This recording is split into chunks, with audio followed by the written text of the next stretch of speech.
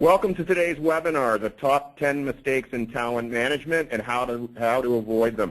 We're very excited to present this event and thank you all for attending. A few housekeeping items to mention.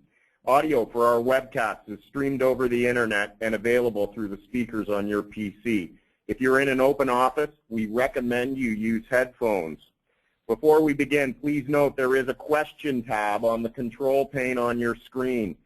Please send your questions throughout the presentation and we'll do our best to answer them at the end during the question and answer session. Today's session and the PowerPoint slides will be posted on hr.com's archives within 48 hours and will also be emailed to you after the event. Please feel free to share this archive with coworkers and friends.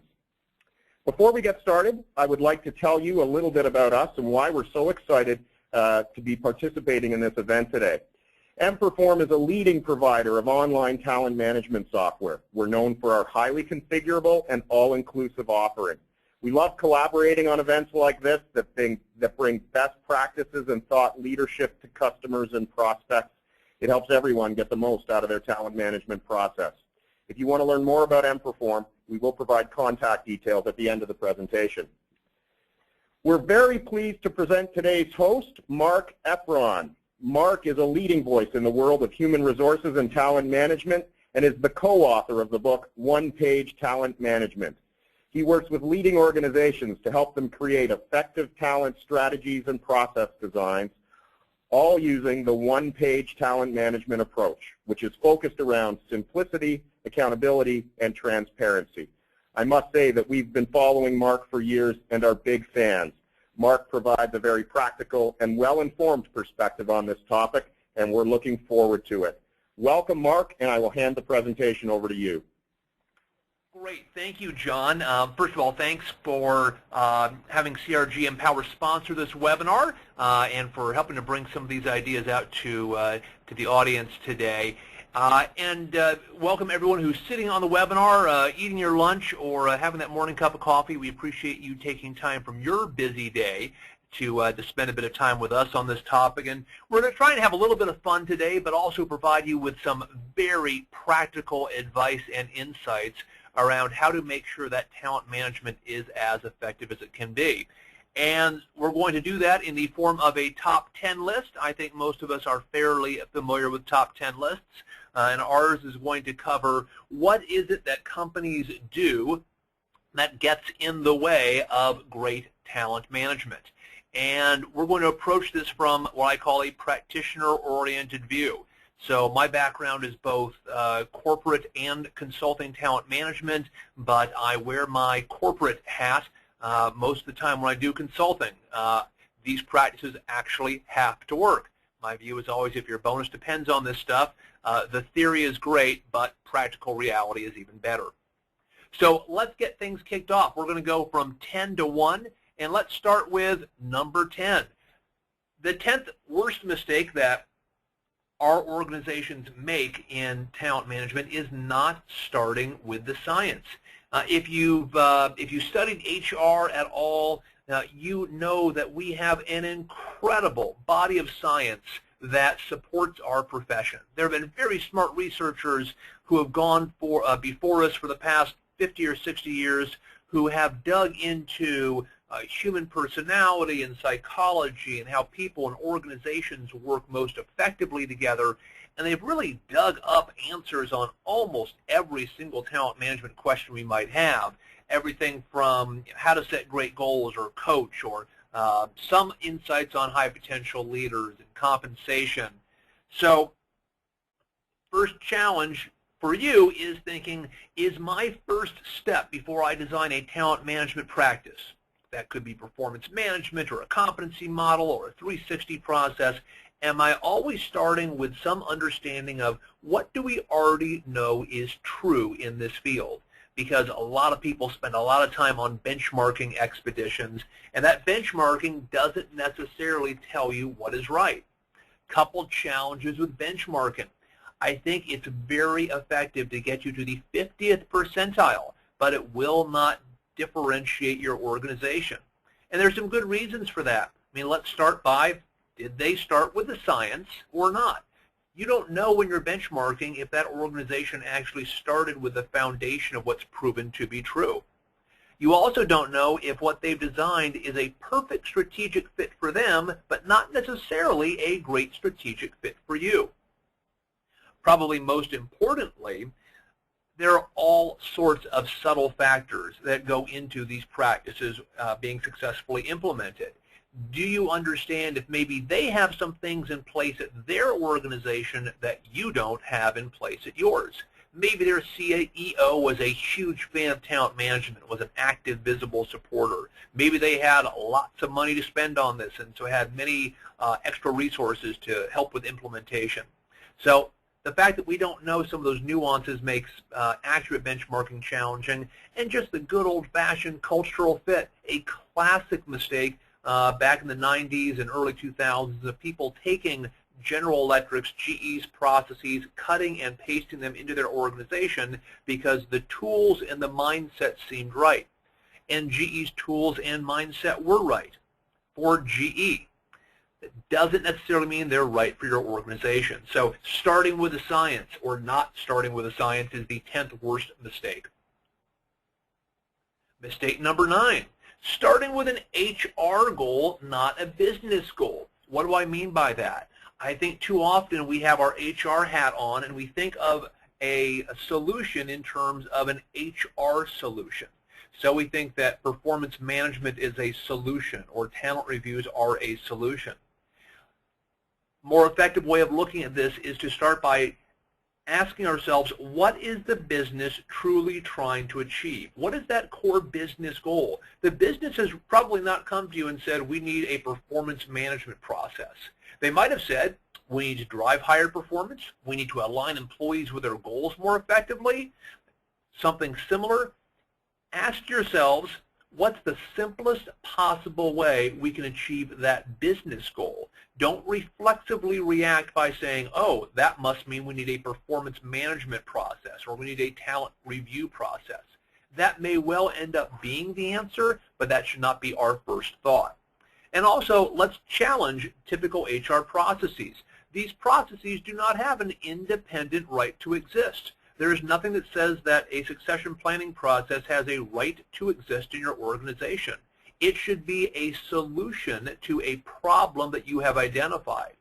So simply saying, well, succession planning is best practice. Well, yeah, making sure you have enough smart, warm bodies to take the chairs of people who depart is a good process. What's the most effective way to ensure that you will have those smart, warm bodies available when you need them?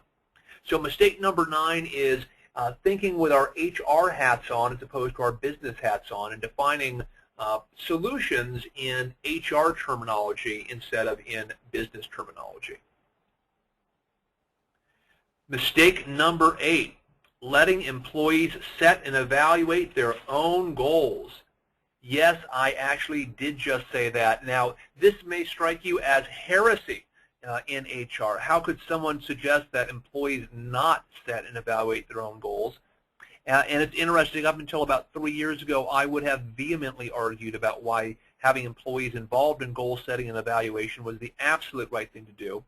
And then when my co-author and I were writing one-page talent management and doing a lot of research about what the academic community has to say about goal setting, we came across extremely conclusive research. And when we say research, we mean academic, peer-reviewed, repeated many times, very conclusive research that whether your manager sets your goals for you or you set your goals for yourself, the performance on those goals actually will not differ. Very conclusive, kind of inarguable. You will perform at the same level whether your goals are set for you or whether you set them yourself.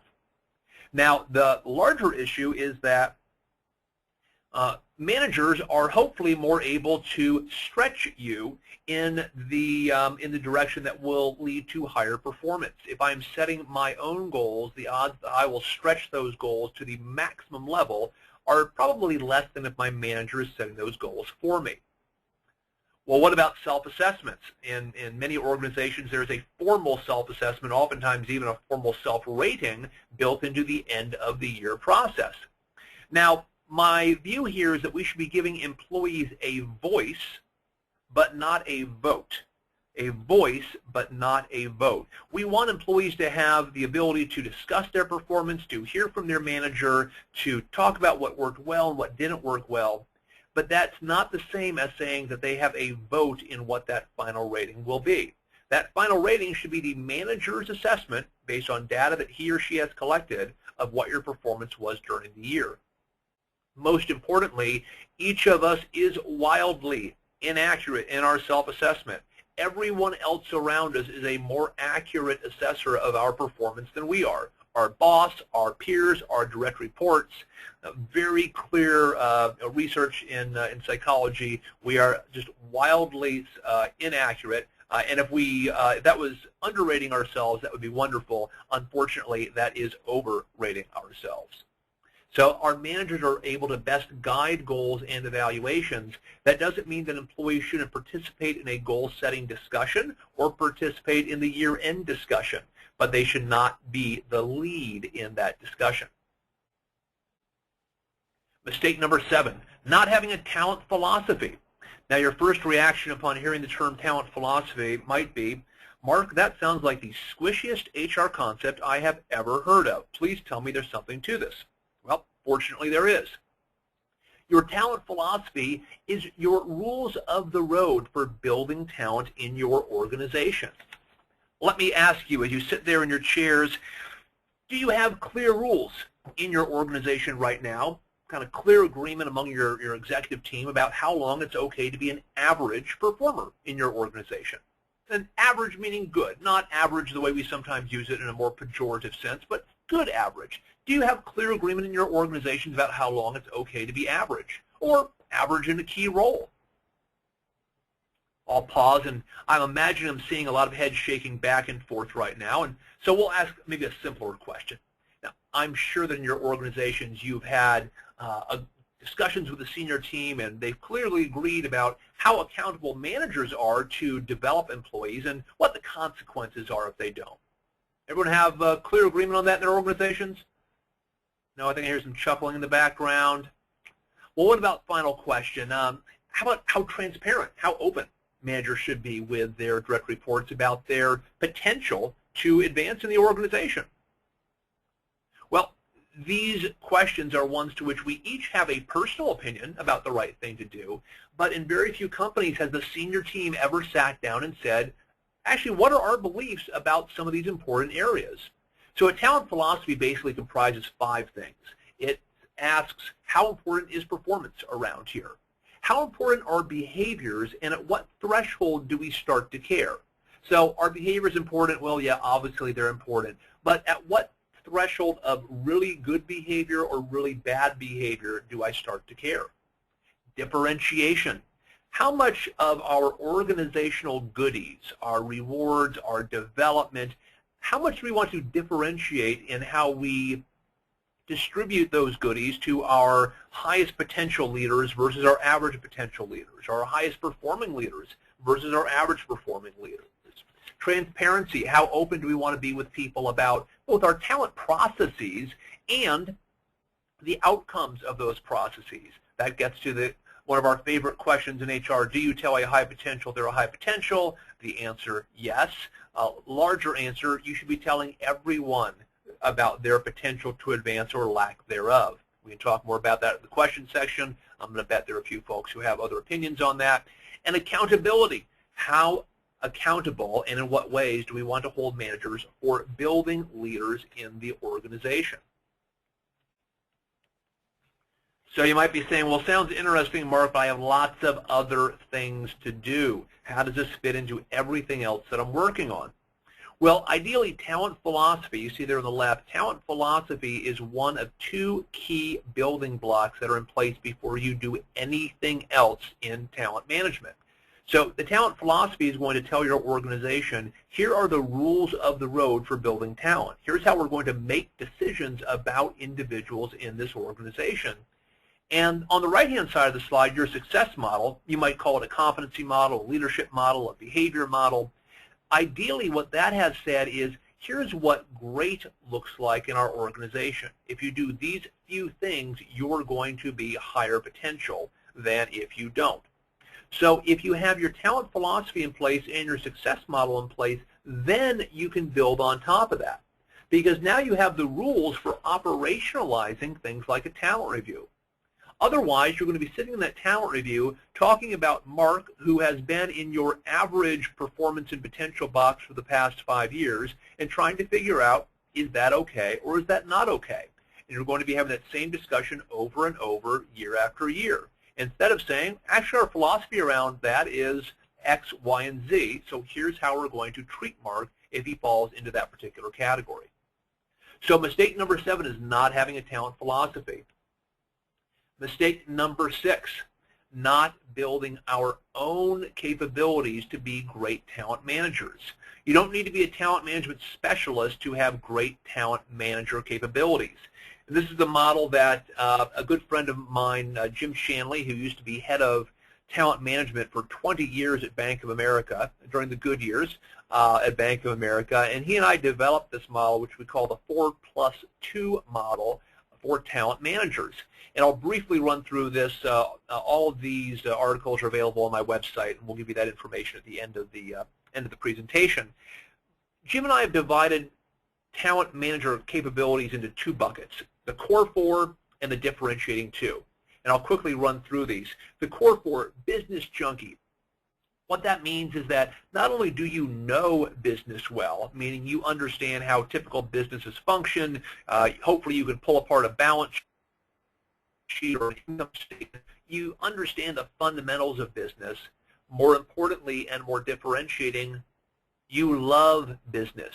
You love being part of the capitalistic enterprise of making, buying, selling things, employing people, paying taxes. You enjoy being part of that mix. HR disciple. You have great capabilities across the HR discipline, meaning that you understand enough about compensation, enough about employee relations, enough about talent acquisition and talent management that when you're going to your leaders in the organization, you can present a holistic solution that really thinks through the implications across those various HR areas.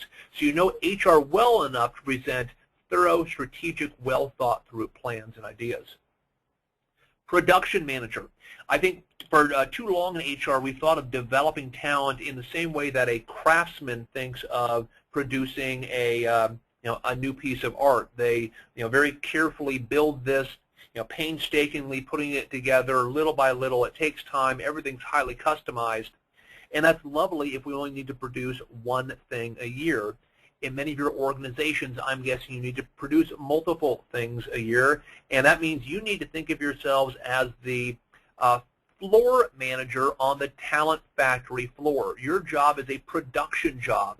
It is to understand what is the predictable, repeatable, disciplined process that you have to produce talent. Not you're going to run some people through some classes, not you're going to move some people around through a few jobs. That's great. What's the factory look like? How have you set that up so you know that if you need 5 general managers 3 years from now, that you can actually produce that talent? And talent authority means that you know the talent in your charge. So if you're an HR leader, that you understand for the 50 people in the group that you support, their 3 strengths, their 3 weaknesses, and the next job you would move them into. And you know that without having to look at their profile or the notes from the last talent review meeting, that you truly understand that talent like the back of your hand. So if you get those core 4 done, you are going to be a very good talent leader. But to become a great talent leader actually requires 2 other higher order skills. 1, that you are the trusted executive advisor. Now, 2 parts to that. 1, you're professionally credible. That typically means that you can do those core 4. You've proven to the organization, I'm a smart HR guy, I'm a smart HR gal.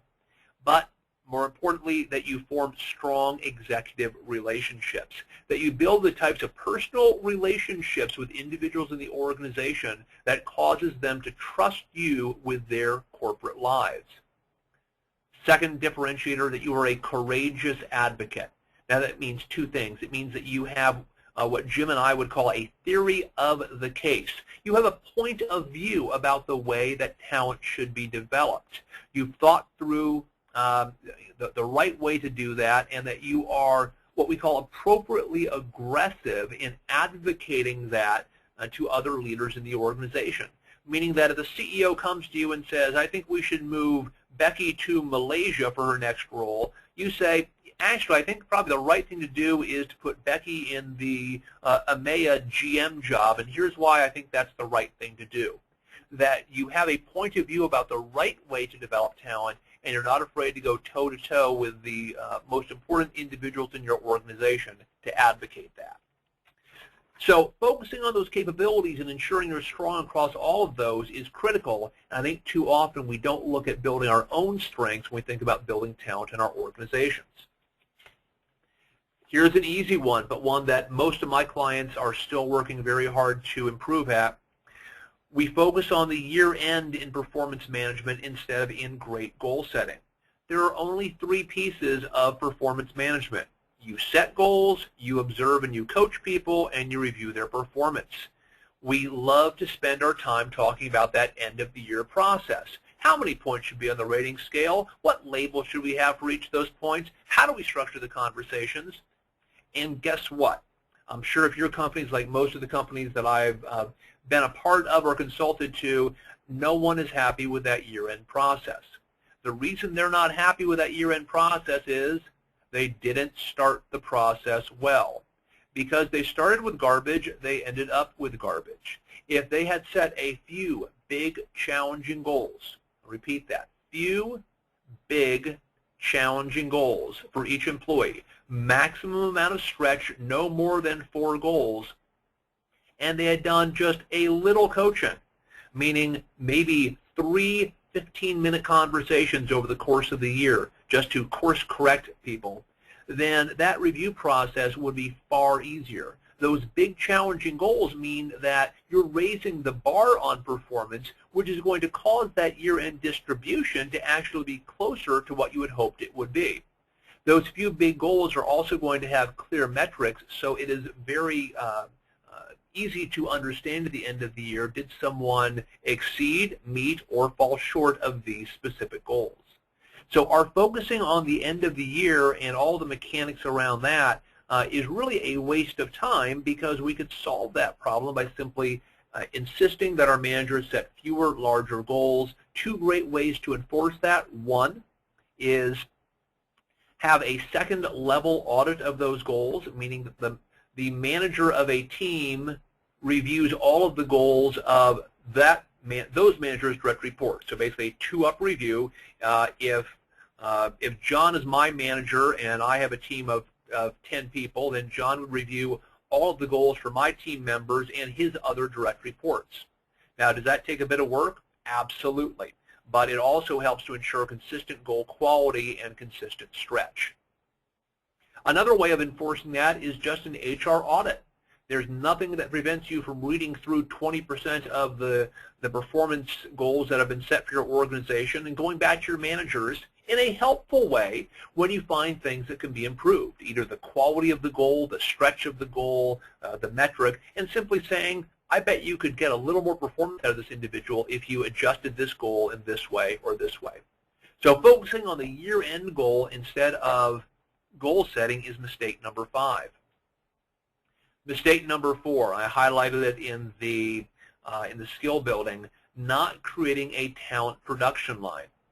Talent really can be built just like any other product.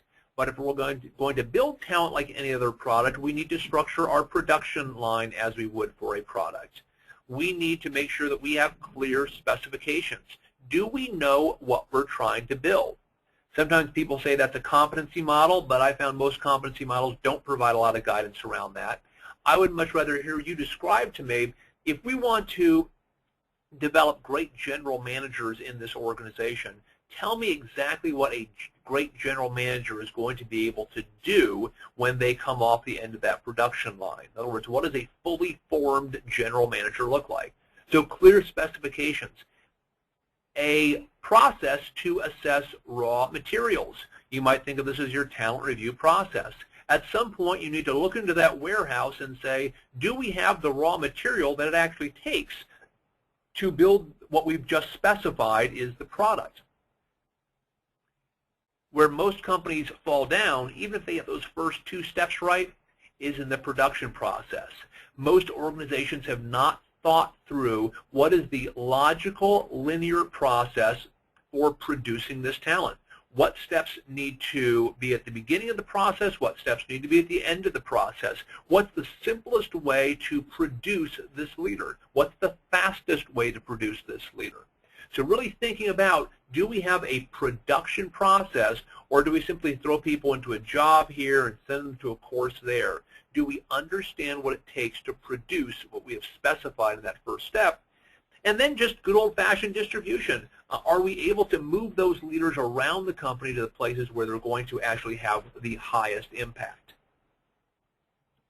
So I'm a big fan of this, and this is something that I use as a diagnostic with almost all of my clients. When I walk into the door, we talk about each of these steps and how effectively the company is executing each of these. It's a great way of doing a quick audit on your own processes, a quick gap analysis, just to understand where you might want to focus more of your efforts.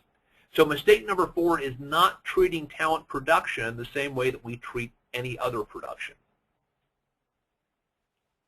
Mistake number 3, and an area that I find really scares a lot of companies and scares a lot of HR people, having a lack of both process and outcome transparency.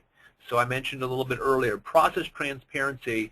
How open is your organization to describing to people who are impacted by a particular process how that process works? The mechanics of it. We use these tools. We have the discussion this often. These are the types of people who are at the discussion. This is what we tend to discuss. So how open are you about the process, and how open are you about the outcomes of that process? Going back to that fun question, do we tell hypos that they're hypos? Well, ideally, but ideally you're telling everyone where they stand in the organization. When people say, well, I'm not sure we should tell people, what if they left? The only response I have is, please tell me how long you feel it's appropriate to lie to your employees. Because that's what you're doing if you know someone doesn't have a future in your company and you don't want to tell them. What you're doing actually is robbing them of the opportunity to either try harder or to go somewhere else and be more successful. So if you have someone sitting in your organization who thinks they can become the CFO and you know that's not going to happen, it's only fair of you to go to them and say, guess what, we think we can give you a great career in this company. It's probably not going to end with being CFO. So if you like what we can propose to you outside of that, fantastic. If you really want to be a CFO somewhere, then this isn't the right place for you. That's an honest way of dealing with employees. So not being transparent comes back to bite you when that individual finds out 10 years from now they're not going to be a CFO, and they're pretty unhappy with you for wasting 10 years of their career when they could have been pursuing that dream. So not being transparent, as scary as it may seem, let me tell you, once you get over that first set of conversations, things are far better in the organization. As scary as it may seem, it's the right thing to do. That doesn't mean that 100% transparency is always the right answer. You don't need to tell everyone everything, but my belief is that more transparency is almost always better than less. Mistake number 2, lack of accountability. One of the things we often don't think of in HR, in talent management, is the fundamental question, why should I? Or essentially, why should they? Why should they set big goals? Why should they pick successors who are accurate choices? Why should they give feedback? All the things that we say, oh, it's the right thing to do and it benefits employees. Well, yeah, they know that. But really, why should they? What's going to happen to them if they do? What's going to happen to them if they don't? Because even if your managers have positive intentions around each of the things that I just mentioned, they are very busy people. They have many other things to do. So what is it that you're going to do to build some accountability in to say, guess what? This is important because if you do it, here's what's going to happen. If you don't do it, here's what's going to happen. Now, that doesn't mean you need to beat managers over the head for every single process. We write about in one-page talent management a variety of creative ways of holding people accountable. Cultural pressure, an easy way to do that. What are we, end of the year? So we're coming up on the end of the year. Performance management, cultural accountability would say that the CEO sends a note out to everyone in the organization that talks about the fact that it is the year-end review time, that their managers will be coming to them to have that year-end discussion. And in that discussion, the manager will be discussing A, B, and C, and that the employee should be prepared to discuss D, E, and F. And that if for some reason their manager does not have that conversation with them, they are empowered to ask their manager for the conversation. And if their manager still has not had the conversation, they are empowered to go to HR and ask for assistance. So cultural accountability means letting everyone in the organization know what a manager's accountabilities are and allowing everyone to hold the managers accountable for executing on that accountability. Name and shame is another of my favorite tactics. You don't want to set goals on time? Well, that's fine. We realize you're busy. We'll give you a couple of weeks leeway. After that, we'll post your name on the intranet. If you don't like seeing your name on the intranet, there's a really great way to get it off. Set the goals we've asked you to set. Name and shame is a very powerful, simple tool. So pick the few most powerful levers in talent management. So don't waste your time on everything, but setting big goals or picking successors accurately, whatever you think the key accountabilities are for leaders in your organization, just make sure that you have a clear reason that's public about why they should do it. And, drum roll, the #1 mistake that organizations make in talent management is making processes far too complex.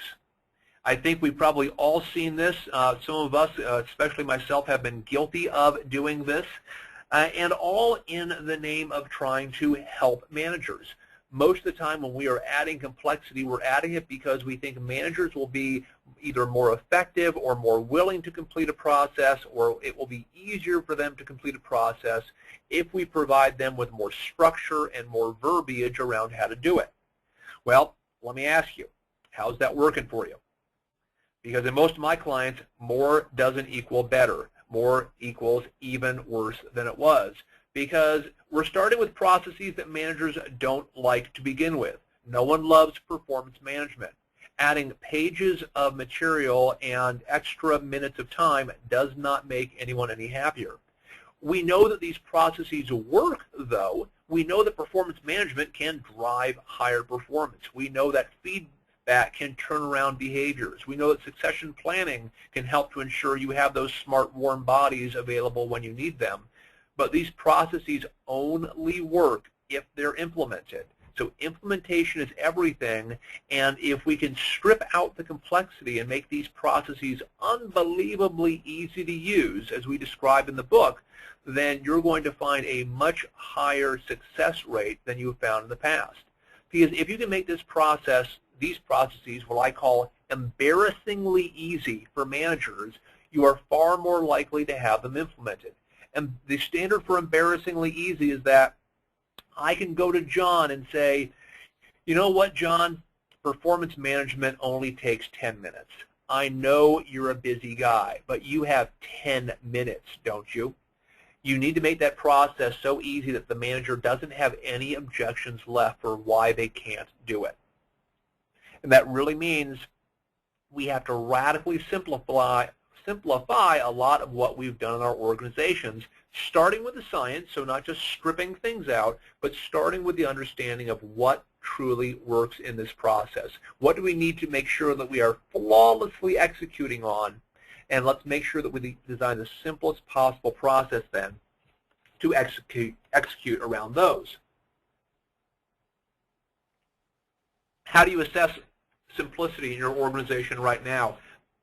Well, if you remember nothing else from our conversation today, I would love for you to have this particular chart seared into your mind.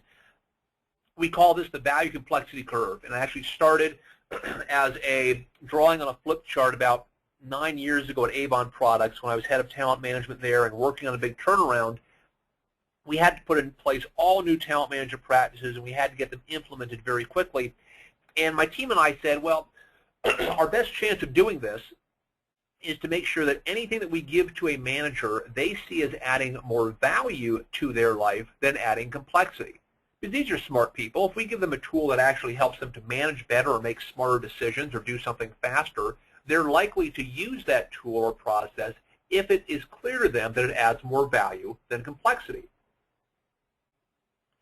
So in building a process, what we did then and what I do with my clients now is we literally work in baby steps, starting with a blank sheet and adding one step to a process and asking ourselves, does that particular step, be that a box on a form, a data request from a manager, does that particular step add more value to a manager's life than it does complexity? And if it does, we keep it. If not, we throw it away. And as we keep adding steps, we not only evaluate each one, but we evaluate the totality of them. If we've added 7 steps that each seem to add more value than complexity, does the total of those 7 steps still add more value than complexity? It's amazing if you go through that type of rigor how all of the bells and whistles that we tend to add to performance management and talent reviews and competency models, those bells and whistles and extras and the complexity associated with them just falls away. So if you think of, if you assess your processes on this value complexity curve, it can give you a quick indication of what that balance is and provide some direction for what you might want to enhance. So, quick review. The biggest challenge is making those processes far too complex. We don't build in enough accountability. We aren't as transparent as we should be. Oftentimes, we don't have that talent production line. We spend way too much energy on the end of the year, not enough on the beginning of the year. Actually, I substituted the wrong one for number 6 there. Our number 6 was, let me just flip back here. Our number 6 was not building our own capabilities, including training our generalists, but ourselves as well. Not having that talent philosophy, those rules of the road for building talent, letting employees have too much involvement in managing their goals, starting with that HR goal and not a business goal, and the fundamental mistake not starting with the science and the clear guidance that science provides us in how to build out these practices. So that is a high-speed rundown of that top 10 list, and we wanted to make sure we had time available for questions. So I will just turn it back over to John or Natalie to see what questions or chats might have come in during this time. If you haven't yet flagged a question, please do that now. I believe you can enter that through your the question panel on your GoToWebinar control panel. Thanks, Mark. That's good. I do have a question here. What advice would you have for a company that wants to kickstart a peer review process? Lots of advice. I would start by assessing, do you have a culture that's going to support that? Meaning, do you have a culture that has at least a minimum level of trust? Do you have a culture where giving feedback is something that maybe people aren't wild about, but they at least accept? Is there that baseline support for implementing peer review? Because peer review can feel even more threatening than managerial review. At least with our managers, we assume that they might know something that would be helpful in that review process. They might be smarter than us, they might be more experienced than us, they might have a broader view of the organization. Peer coaching, those dynamics change. Now it's just me sitting across from somebody who I work with every day. That can be less threatening in some ways, so there isn't the power dynamics there that you might have with a boss-subordinate relationship. But now, am I going to be sharing something with someone who might tell others, who might use it to gain advantage on me? So I think first screen is, do we have a trusting culture? If you get across that baseline, then I would think through what's the simplest possible way to structure this. And actually, I'll use a methodology that Marshall Goldsmith uses. Many of you probably know Marshall Goldsmith, one of the most renowned executive coaches, and especially renowned for really simplifying individual change. And he uses a process where you pick a peer coach and you draw up a short list of things that you would like to work on. Let's say there are 5 things that you'd like to work on. And instead of having involved coaching discussions once a month, what you do instead is you have each day either a call or an email exchange with that individual where they ask you each of the 5 questions or each of the 5 areas of improvement that you've listed. And all that you do in response is either say yes or no.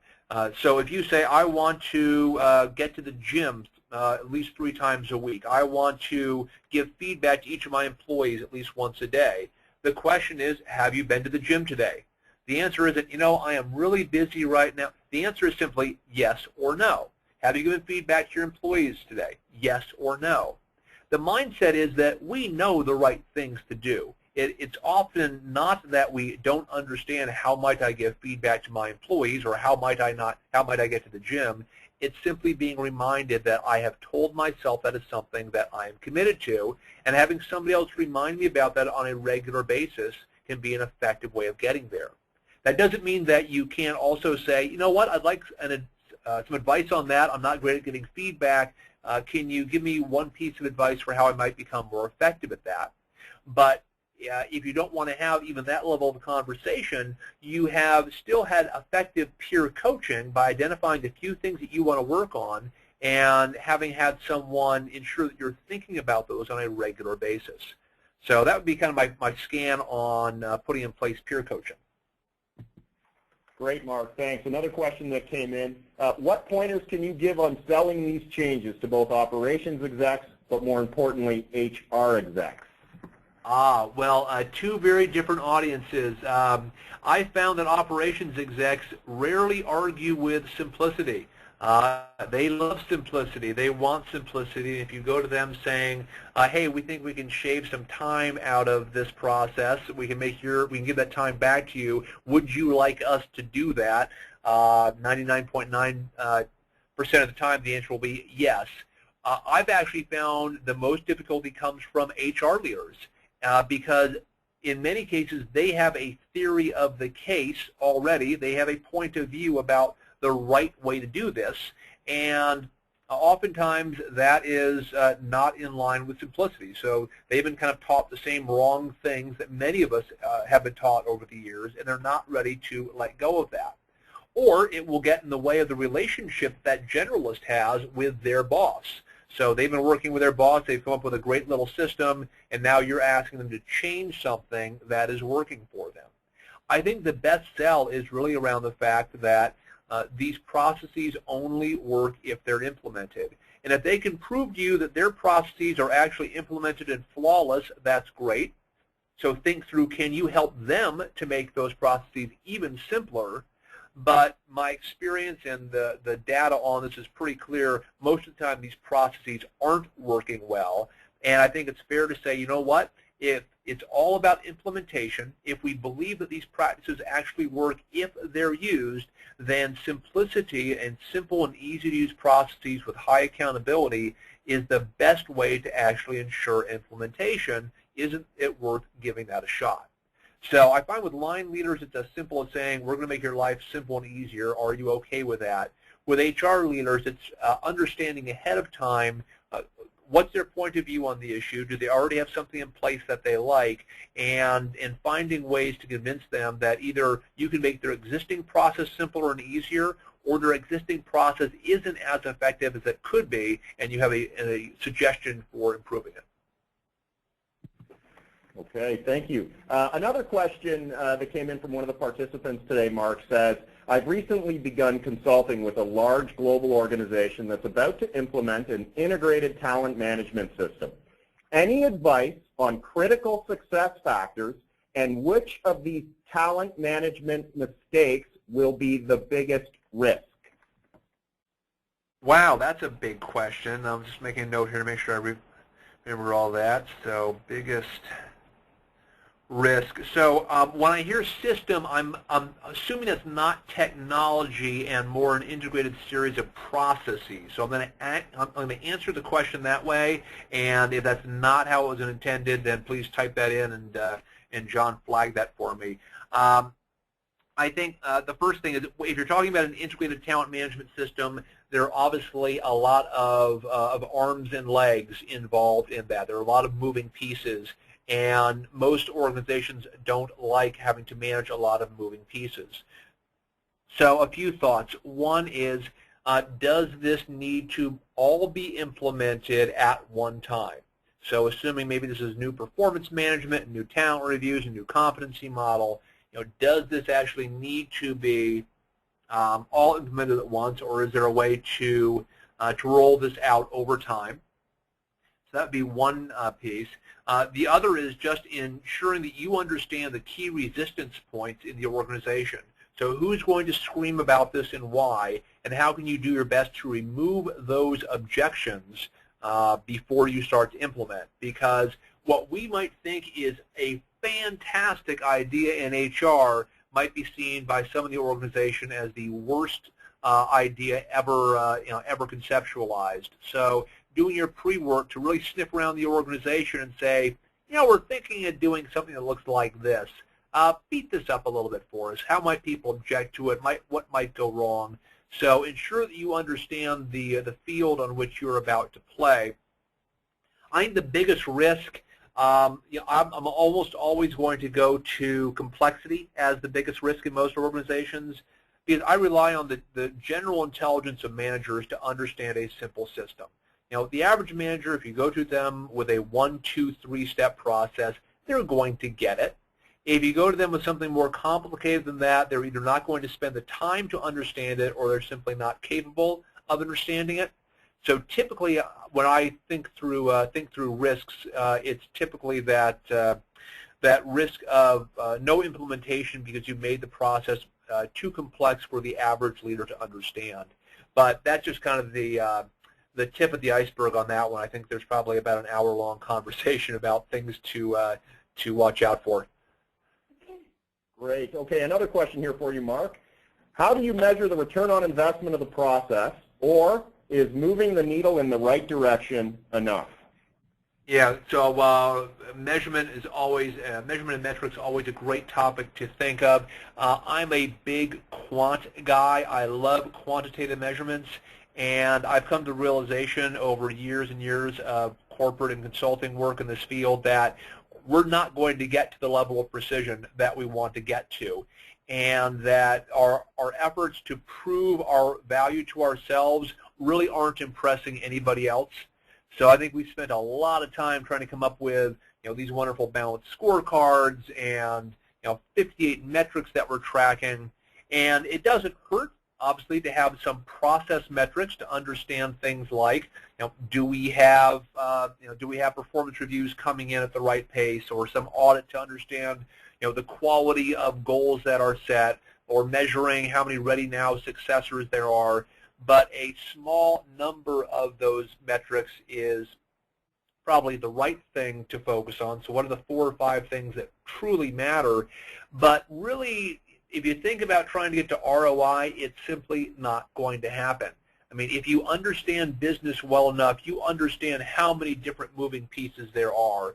And to think that we could somehow isolate what we do in talent management and say, oh, that new performance management process, that added a penny and a half to earnings this quarter, it's simply impossible to do. I mean, the best you can do is if you're operating a call center or another structured type of environment, it is possible sometimes to measure shorter handle time or something else that can then be translated directly into dollars. But unless you're in that type of structured environment, if you think we can do an ROI from a training program, an ROI from performance management, or from talent reviews, it's just not going to happen. To me, the best metric is if your CEO says, I actually think that we have a great pipeline of talent, and I'm confident that I can move people around the organization to drive this organization in the right direction. So my ultimate metric is the CEO happy with the state of talent and the state of talent building in your organization? Okay. One more. Do you have any suggestion on how the role of training and development can play a part in the talent production line? Oh, absolutely. I think training and development is an integral part of that production line. I think the key is to understand at what points and in what amounts. So I think most of us buy into the 70-20-10 mindset. For those of you who aren't familiar, 70-20-10 is a rule of thumb, not an academic model, rule of thumb that says that about 70% of our learning occurs through experiences, about 20% is learning from other people through feedback and coaching, and about 10% is formal classroom learning. What that means is we need to understand how to best apply that 10%, but in relation to those other pieces. So going back to the prior example, if we're trying to produce a general manager, great. So what are the education components required in producing a general manager? Where do they fit along the production line, and how do they interact with the other machinery that we have in that production line? So I think that training and development plays an absolutely critical role, and it really is simply understanding what is the most impactful training and development that can happen at what point in time, and how does it fit with everything else that you're doing. That's excellent. Mark, thank you for answering the questions. Thank you for your excellent presentation and sharing your knowledge with us today. I think this has been of great value for everyone that attended. I would like to remind everybody that the slides and the recording will be available on HR.com's archives within 48 hours, and we will also email you the documents after the event is over. And feel free to share the archive with coworkers and friends. We would ask that you complete the HR.com survey, which will get sent to you. And if you have any questions, please feel free to contact us. Again, we want to thank everybody for attending and thank our panelist, Marc Effron, for doing this today. Thanks, folks. Great. Thank you, John.